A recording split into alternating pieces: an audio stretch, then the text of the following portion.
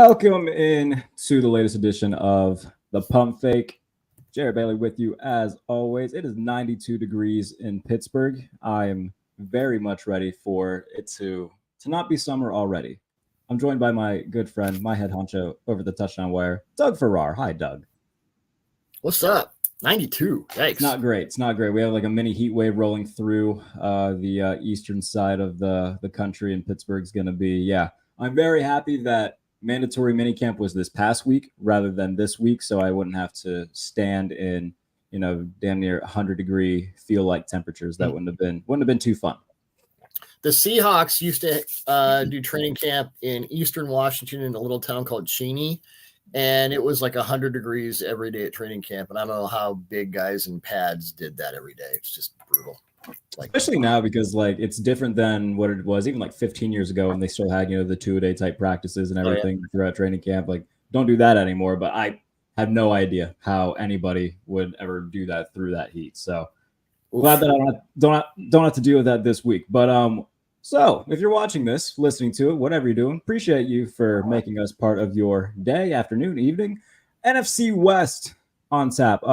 We will start in San Francisco, where wide receiver Brandon Ayuk continues to make waves through social media. We can't monitor his Twitter likes anymore. So he took to TikTok and posted a video of him FaceTiming with Washington Commanders rookie quarterback Jaden Daniels, saying that they don't want me. Now we can all kind of draw our own conclusions and infer that he is referring to the 49ers. Now, whether or not he means they don't want to pay him what he feels he's worth, or they don't want him in general, that's up in the air. But we can kind of infer that he's just kind of stirring the pot here with the 49ers. You could be referring to the fact his Costco membership went up. And they don't want it. Maybe that's it. Yeah. It could be anything. It could be a medley of things. I'm going to give you my take that I've had over the past couple since the draft, I guess. If they weren't going to trade him during the draft, I don't think they're going to trade him this season. It just feels like that doesn't make a whole lot of sense for a team that feels like they're kind of going and understanding that this is kind of their last hoorah with this current collection of guys, because next year you got to start really thinking about what are you going to pay Brock Purdy. You got to worry about, are you going to pay Ayuk or trade him or let him walk in free agency? Are you going to trade Debo? What are you going to pay Hufanga when the time comes? You got a lot of questions that you have to answer if you're the 49ers, and this feels kind of like a last ride type situation where, again, if they didn't trade him during the draft, I'm still pretty skeptical that they would at this point, but we've seen crazier things happen. Well, I think a few things. I didn't think they were going to trade Ayuk.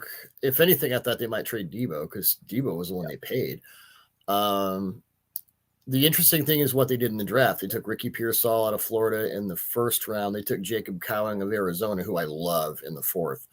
And I've made the point before that if you took Pearsall and if you take those two guys, you can kind of Frankenstein together a version of Ayuk that works.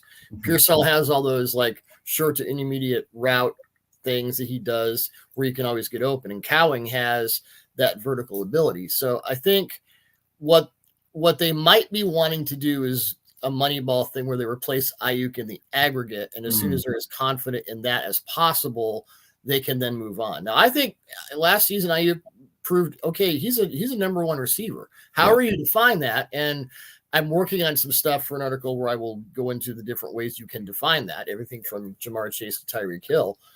But I think certainly, even over Kittle last year, I think Ayuk was their best receiver and the one most deserving of that number one designation. The problem is, where do you want to allocate your resources? Do you want to put them on number one? When you've already paid Kittle, you already paid Debo. Do you want to do that when you know that you're talking about last hurrah? Well, you want to try and be like what the Bills are hoping to do, which is to rebuild on the fly and still stay up there. And Shanahan and Lynch are not thinking, well, after this year, we're going to have a 3-year rebuild and screw it. That's not how they think. And it's been Super Bowl or bust for them for the last 4 or 5 years. So I think they're looking, if they can get a deal done with Ayuk that makes sense for the team, I think they would happily do so. But the fact that they took not only 2 receivers in the draft, but those 2 receivers, and I watched Pearsall a bit. Then I got into Cowing, and I'm like, geez. And I know I was talking to Greg Cosell about Cowing a couple months ago, and he's very high on him as well. So I think what they're doing is, I think it's, if we can get a deal done with Brandon, we're not going to overpay, and we can bring other guys in. And unlike a lot of coaches who think that my scheme can solve everything, Kyle Shanahan's actually right. So, that's not to denigrate Cowing or Ayuk. I think Ayuk could be, however you want to turn this, a scheme transcendent receiver. You could put him on most teams, and he's shown and developed the abilities to be great in just about any system. So I'm not saying he's only a Shanahan guy, but I do think the way they've constructed this, they gave Juwan Jennings a new deal, which obviously was a, not low ball, but not a huge thing. So they're kind of building around the idea of Ayuk. And I think with selecting those 2 receivers in the draft, they're thinking to themselves, well, we either have Brandon Ayuk or we have aggregate Brandon Ayuk. And either way, we're going to be okay. Yeah, and Tej Seth posted a few months ago that Ayuk last year was, I think, 7th in receiving yards, despite being 52nd in routes run. And so he was incredibly productive with the targets that he did get. And when you look at this 49ers offense as a whole, like we know what they've been over the past couple of years. This juggernaut of just talent with McCaffrey and Debo and Ayuk and Kittle, and then defensively they've been incredibly good. It still feels like they are, without much question, the top dog in the NFC. I just don't. I don't want to be, another person making, the cookie cutter Super Bowl prediction. I'm like, probably just Chiefs 49ers again. Like, I'd like to think that somebody else will rise and maybe take them down. But right now, on paper, it's hard to say that anybody is currently better than them in terms of, roster construction. Yeah, I would be. I know Nick Sorensen is the DC. Obviously, you bring Brandon Staley in as a senior advisor and assistant head coach. You're going to run a lot of his stuff. I'll be curious to see how that works, because in the playoffs, the Niners the Lions ran the ball down their throats. Oh, and that's my goodness, been a daily problem all along. Even when a guy like Javon Hargrave is getting pushed around, it's like, I don't know about this. So I will be fascinated to see. Chris Forster is the OC. It's Kyle's offense. We all know that. I'll be fascinated to see how they maintain it. I don't think it's about switching it up yet. Maybe that's next year. This year, it's about, this is their only real problem at this point. You can look at the right side of the offensive line, which I have, and it's not good. Colton McKivitz is a right tackle, is extreme liability. But they're pretty on point. It's just, like, who's opposite Nick Bosa? Will Dre Greenlaw be available when they got Devondre Campbell, but Greenlaw and his injury, that could be a big deal. Hufanga comes back. They did get Malik Mustafa in the 4th round, I believe, from Wake Forest, who's kind of that Wake Forest, that sort of player to a degree. Just a flaming missile coming downfield. He's not quite the deep guy that Hufanga is, but Hufanga wasn't always that either. So, I think that Renardo Green, the second round corner, love him. And Florida State, they're a very press heavy team. The Niners are, and Florida State played a ton of aggressive press man coverage. Renardo Green is a natural for that. So I think they're fine for the most part. Every team has holes, but even if the Ayuk thing doesn't work out for whatever reason and he holds out or they have to whatever they have to do, right? I don't look at that as a fatal flaw like I would on some other teams, because they've built this to where they don't really have a number one guy. They have a whole bunch of 1As and 2Bs, and that's fine because you have this offense and you have this, the whole construction just works. We'll stick in California because the Rams are another team that do fascinate me. Obviously, no more Aaron Donald. We saw what the offense looked like last year with a healthy Matthew Stafford. Obviously, Puka Nacua coming in as a late round rookie and becoming the star that he already is. Now coming into the season, because remember last year Cooper Kupp was dealing with an injury early on in the year, but coming in now with both Cooper Kupp and Puka Nacua healthy. You add Blake Corum into the mix as well in the run game. What do you make of the defense, though? We can start there because no more Raheem Morris, no more Aaron Donald. You bring in guys like, Tre'Davious White as a veteran corner, but there's definitely, those are two big hits, both personnel-wise and coaching staff-wise, that I think that they're going to be much bigger and impactful than some will realize. Obviously, Aaron Donald, that can't be understated how much of a loss he is, but I think Raheem Morris, especially now no longer there, is going to be a move that we're talking about like week 7, 8, like, oh man, they could miss Raheem Morris. Well, Chris Shula I don't expect the defense to change a lot under Chris Shula. We talked about aggregate. The Rams have done a really interesting job of replacing Aaron Donald in the aggregate. They when they took Kobe Turner and Byron Young last year, they knew that Donald was on the verge of retirement. And then they go get Jared Verse and Braden Fisk, who both played at Florida State and played really well together. They already had – it's like when the Seahawks, who we'll talk about obviously in this pod, drafted DJ James and Nehemiah Pritchett out of Auburn, 2 corners, and those guys were already calling sides in college. So you have Verse and Fisk, and Fisk is more the inside guy, although they both can play outside. They've already run different kinds of games with each other. They can communicate. They can come right in and do that. Kobe Turner, who was my choice, my vote for Defensive Rookie of the Year, Young is really good. So they don't have Aaron Donald, but they have a functional defensive line that can come at you in a lot of different ways. I don't think that'll be a problem. They have Darius Williams back, who I think he was number 10 on my top cornerbacks list. He's really good. Cam Curl from Washington. Yeah, that's a good sign.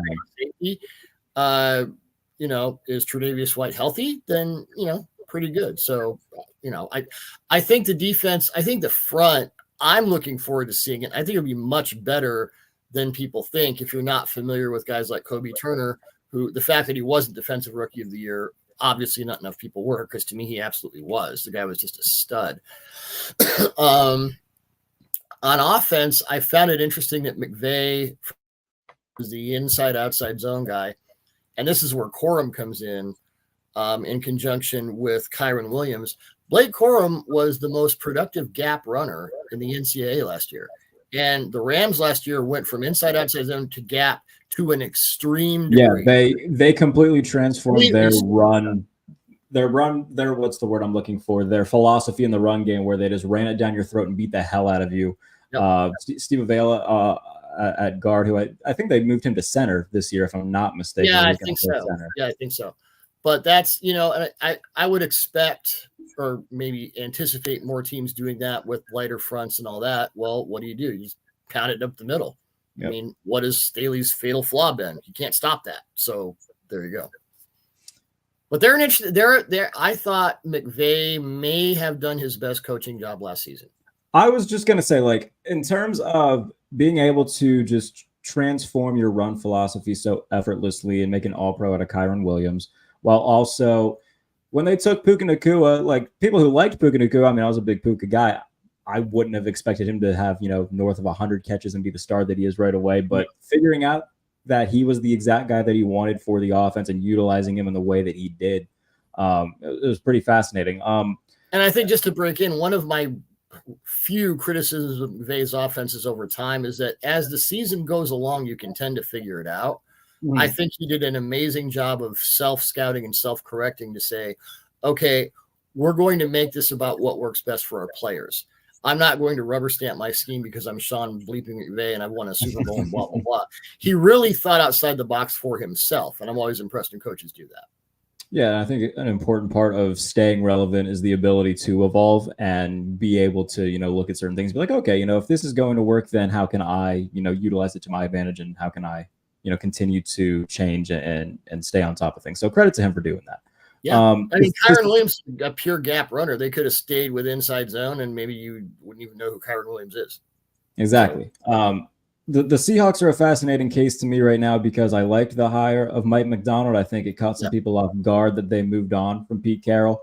But they seem like a team in transition where, okay, Quandre Diggs is no longer there. Jamal Adams is no longer there. They're getting younger defensively and bringing in, a lot more young talent. And then offensively, with Shane Waldron no longer being the OCs now in Chicago, you look at, how long is this Geno thing going to keep going? Is he going to, continue to be a productive starter, or are they going to want to transition next year into where Mike McDonald and company have, quote unquote, their own guy? So I'm going to Sam Howell, baby. Say, you and I were the drivers of the Sam Howell train. Do we see him at some point this year, do you think, without regarding injury? Probably not. If Geno's healthy, I think Geno's a guy. Well, let's get into Ryan Grubb and what he did with the Huskies last year, because that was an NFL certified offense. Ton of motion, a lot of shifts. Michael Penix Jr. attempted 117 passes of 20 or more air yards last season. That was 30 more than anyone else in the NCAA.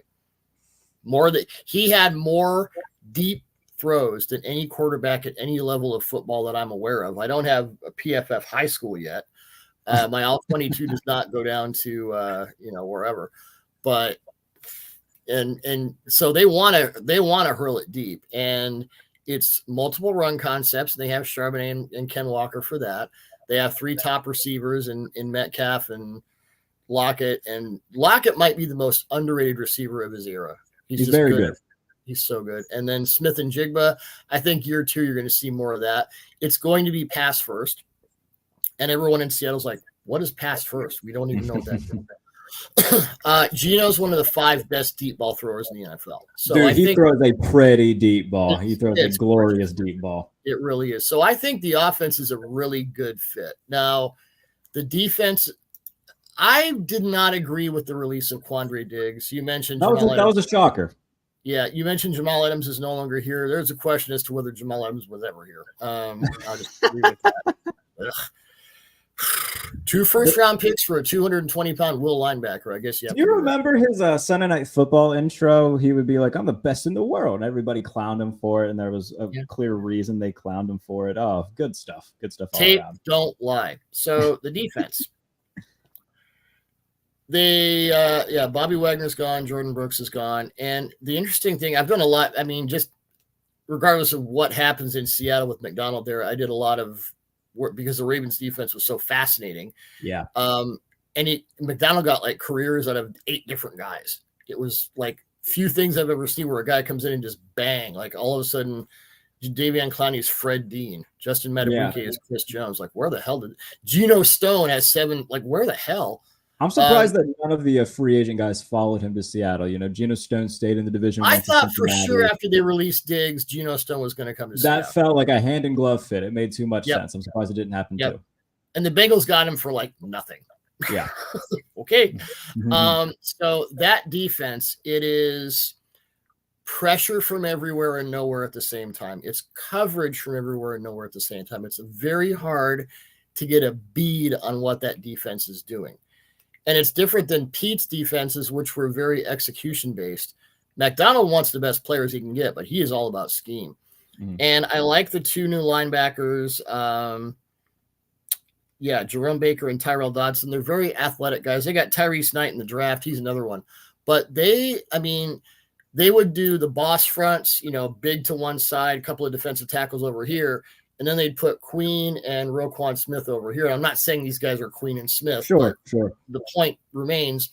So you got a boss thing over here with 2 DTs, and they've got a lot of defensive tackles who are really interesting. Leonard Williams, Jaron Reed was one of the best one-techs in the NFL. Nobody talks about. They got Byron Murphy, obviously, in the first round. I feel like Jaron Reed was on my mid-season all underrated team last year. I feel like I wrote something about Jaron Reed. He was good. He had almost as many pressures from 0 and 1 as Dexter Lawrence did last year. He was very good. And I feel like Uchenna Nwosu had a nice season last year as well. He's their best edge guy, and they don't really have a bunch of edge guys, but if they had felt they needed that, they could have addressed that in the draft, and they didn't. Yeah. What they have is a crap load of corners. And, the James and Pritchett. James is more of a slot guy. Pritchett's more of an outside guy. But they can both play outside. And as I said, they were all calling sides on the field. So they have that coming in. That gives them a tremendous amount of flexibility. with Reek Woolen and Devin Witherspoon. So I think the overarching point is whoever the personnel is, it's really going to be more about scheme than it has. I mean, you go back to Holmgren's defensive coordinators. I'm not going to talk about the Jim Mora year. That didn't exist. That didn't happen. Maybe you'd have to go back to like Tom Catlin in the Chuck Knox era for a Seattle defense that has been this based on concepts and schemes. And in McDonald's case, it's just so good. I probably had more fun watching the Ravens and the Chiefs defenses than any other defense at any level of football last year. And with the Ravens, it's very Bruce Lee. It's, be like water. You don't know where it's coming from, but it's always coming. And okay, crap, here's the pressure. So I got to make this throw. And what the safety was over there. What's he doing over here now?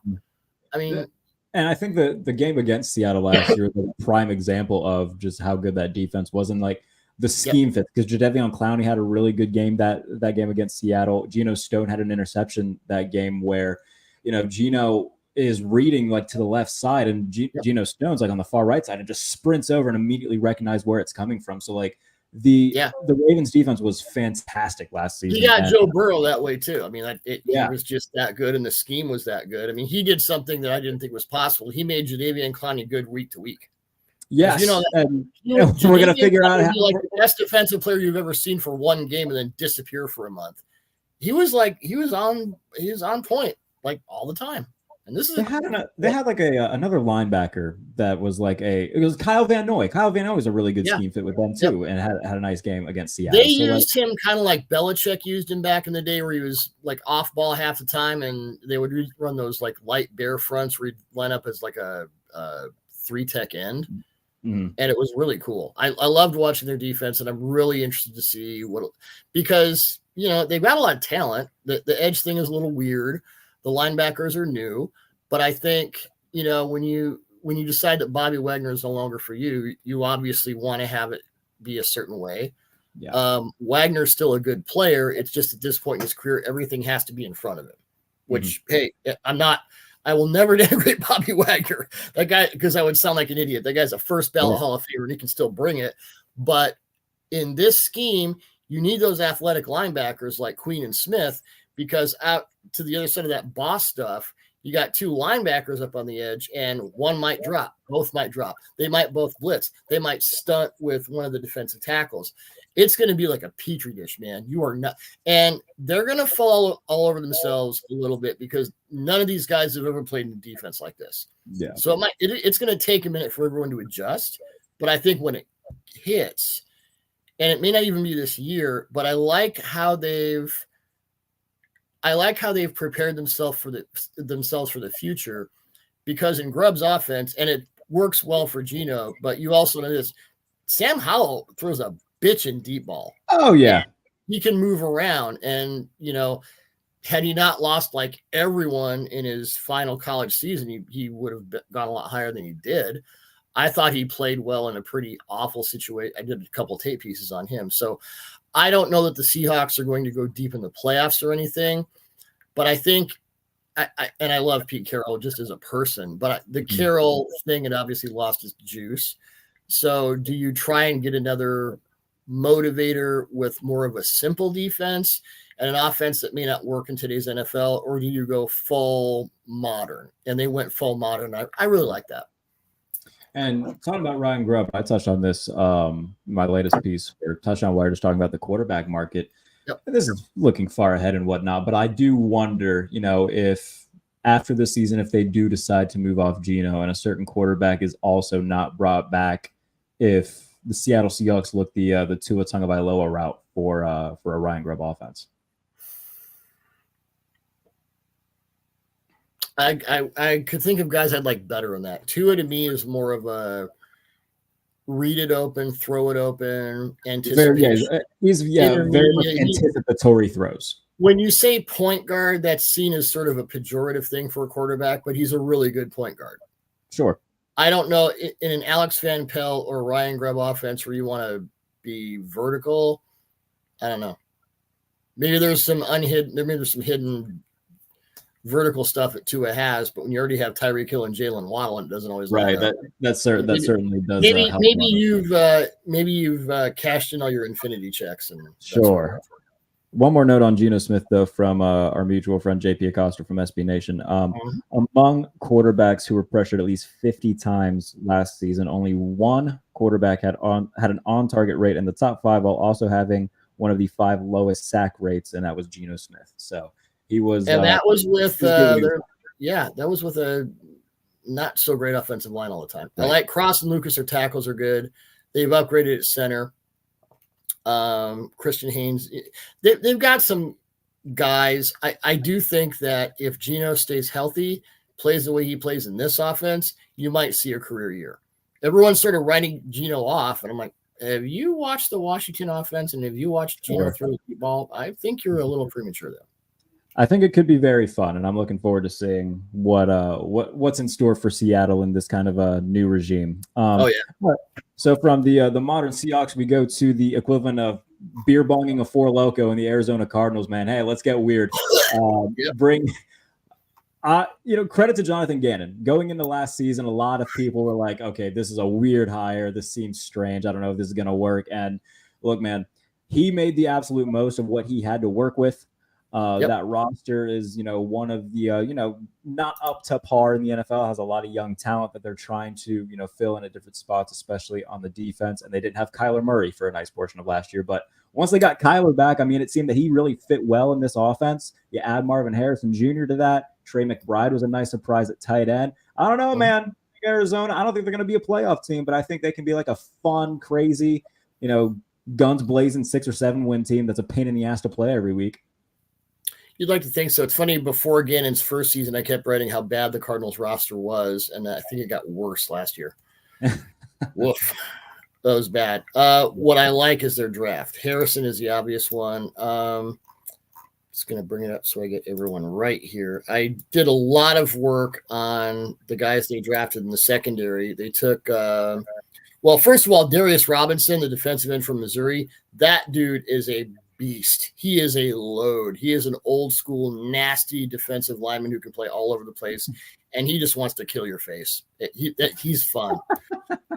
Max Melton from Rutgers in the second round, and then Elijah Jones.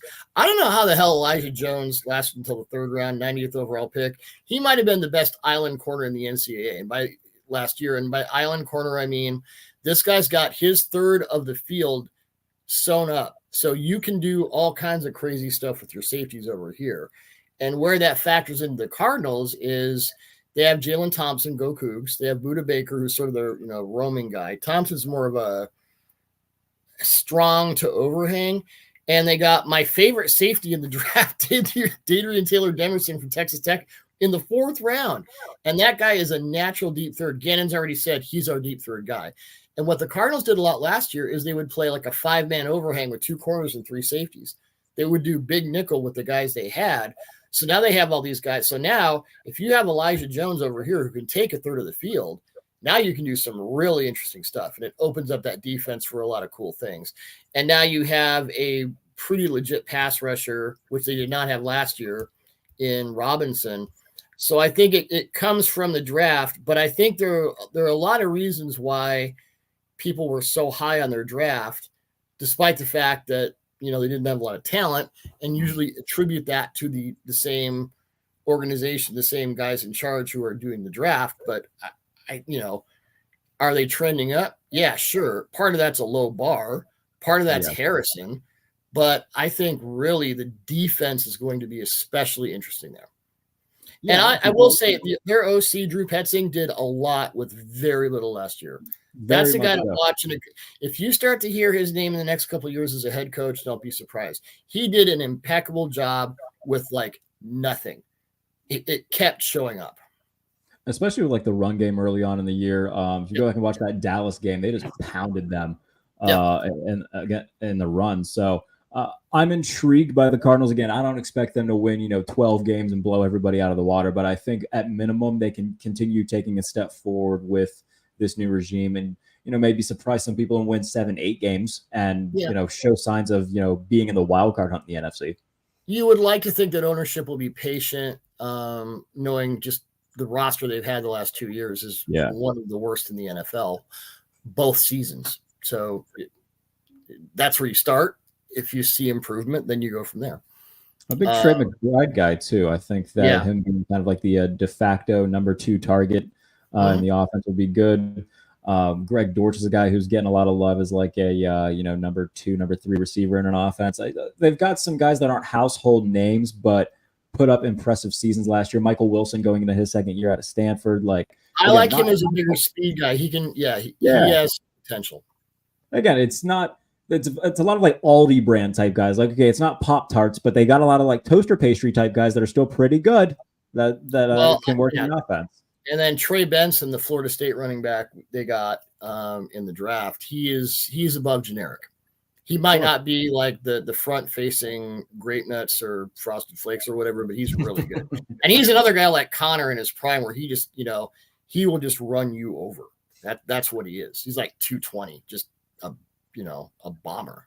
Yeah, I mean, if you can't get the Fruit Loops, you can get the big ass bag of like Fruity-O's that taste the exact same that kind of get disregarded, but they're still really good. I think that's what the Arizona Cardinals have kind of gone for in terms of offense. It's like, okay, might be a little bit overlooked, but we're gonna make the most out of what we got. Same ingredients, a weird looking knockoff mascot. I always like those, but those are always very fun. If it tastes roughly equivalent in the morning, you're. If I had to put them in order right now in terms of the teams in this division, I would probably go 49ers, Rams, Seahawks, Cardinals. Maybe you can even talk me into flipping the Cardinals and the Seahawks a little bit. I think the Arizona might surprise some people. What is that about the approximate order you put them in? Is there any changes that you would make? No, because McVay's coaching job, and I think that defensive line is going to hunt. That Rams defensive line, yes, you lose the best defensive player of his era. I will brook no argument, but sure. I tell you, it's a really nice way to. They've got like 4 or 5 guys who are legitimate good starters. Like now, that's intriguing. I do think the Seahawks will be better than people think, and I would say that the Rams might be closer to the Niners than people think.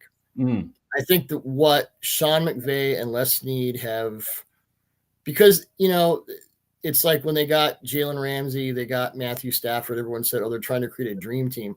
At the same time, they were getting steals in the 5th round, like every year. Yeah. They were drafting so well, and they keep doing that. So I would say the Niners 1, the Rams 1A, Seahawks 3, Cardinals 4. Okay. But that Niners-Rams thing could come down to the last couple weeks. I would not discount the Rams for anything right now. I wouldn't be surprised if they won the division, just especially with it. Because remember last year, they were the hottest team in the NFL. Maybe not if not the NFL, the NFC at the very least for the final 6 weeks of the NFL. And Stafford had missed a game against Green Bay with an injury. So, I mean, if he's healthy for that, I mean, there's a very decent chance that they're in it more so than they were. So I'm excited to see what this Rams team. And the thing about the Niners, I know I think Debo was out, but when Trent Williams is out for that 3 games, it was ugly. Noticeable. And McKivitz ain't going to get any better. He's on the right side. So the Niners might be a bit more on a precipice of if we lose any one of these 5 guys, we could be in big trouble. I wonder if we're going to see like either the 49ers or Rams. Like once the trade deadline rolls around and you see a team like the Raiders who are like 2-7, if the 49ers or Rams are just like, to hell with it, we'll give you our next 2 1s, give us Max Crosby. We're just going to go balls to the wall. Could happen.